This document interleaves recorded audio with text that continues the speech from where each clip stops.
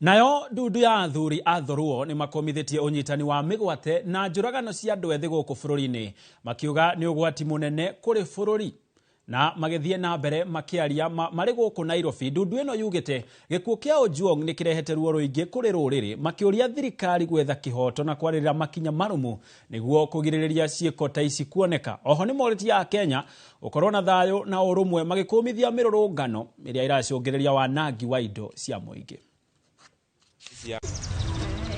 We are standing firm and calling upon the investigating authorities and the government to bring this matter to an end, because it is now too much, and when we lose these young people, where is our future and the future of the country Kenya? Yet what he's doing, but we are asking ourselves as Luos, after Raila will take over, because those who take over, when they reach a certain stage, they die.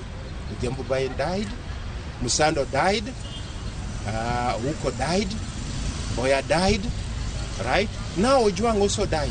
And this is the group which we feel may take over the mantle from Raila Odinga to lead us to a certain level. Therefore, I condemn